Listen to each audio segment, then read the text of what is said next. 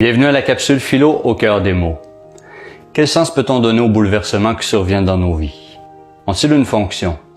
Ce n'est pas toujours facile de trouver un sens à ce qui nous arrive, et parfois on n'en trouve aucun. Ici, avec cette capsule vidéo, on essayait de faire un peu la lumière là-dessus. Mon nom est Steve Letourneau et je vous invite à prendre part à une exploration dans l'univers des mots pour y découvrir ce qu'ils ont à nous dévoiler. Être bouleversé peut se lire en deux parties. Le mot bouler qui exprime le fait de détruire et le mot versare qui exprime l'idée d'un retournement. Le bouleversement nous parle donc de déconstruction et de retournement. Ces deux notions sont intéressantes parce que ce sont deux grands thèmes que l'on retrouve dans les traditions initiatiques anciennes. Le langage nous indique que les bouleversements et les épreuves cherchent à nous initier à quelque chose. Mais nous initier à quoi? Autrefois, les initiations avaient pour but d'éveiller l'adepte à une autre réalité, de le faire passer d'un plan de conscience à un autre, de l'éveiller à sa dimension spirituelle, de manière progressive. Les bouleversements, épreuves et obstacles rencontrés au cours de notre vie auraient donc pour finalité, s'il y en est une, de nous propulser vers le meilleur de nous. C'est intéressant parce que les physiciens ont démontré que c'est grâce au fait que la lumière se heurte à un obstacle qu'elle devient visible dans le monde de la matière. Sans obstacle, elle resterait invisible. L'obstacle permet donc à la lumière de se révéler. Par analogie, la présence de l'épreuve a pour fonction ontologique d'aider notre lumière à se manifester, à émerger de nos profondeurs. Ce que l'on considère comme négatif a pour nécessité notre réalisation et l'émergence de la lumière en nous, afin qu'elle passe de l'état de potentialité pour devenir une expérience vivante. Mais pour réveiller cette lumière ou le meilleur de nous, le mot bouleversement nous parle de deux grandes étapes qui vont y contribuer et auxquelles on est confronté lors d'un bouleversement. La déconstruction et le retournement. La déconstruction, c'est la mystérieuse œuvre au noir dont parlent les alchimistes, c'est-à-dire la dissolution.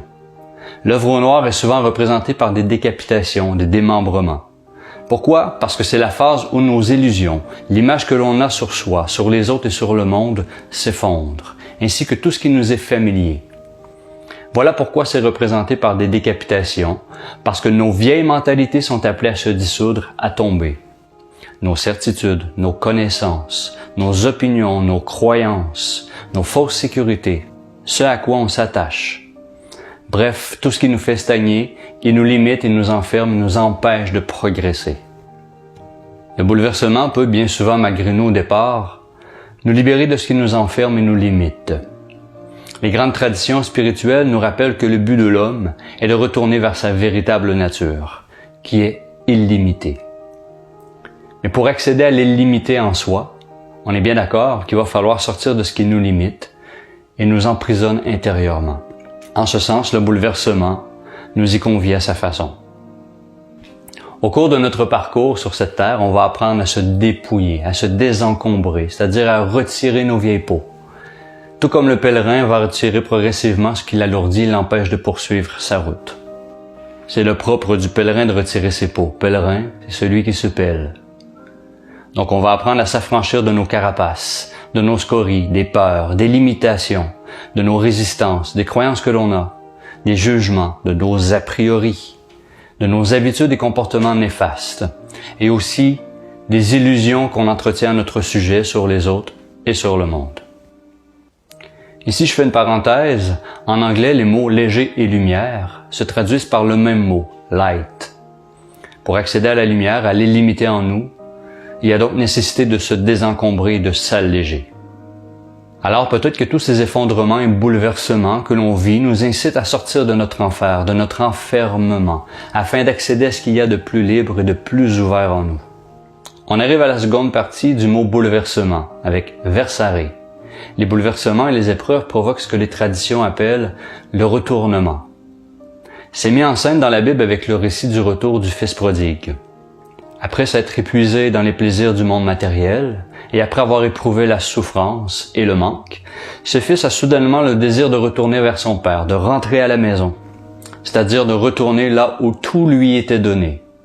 Vous avez compris que ce père dont il est question, c'est le divin. Ce retournement va s'effectuer en lui-même.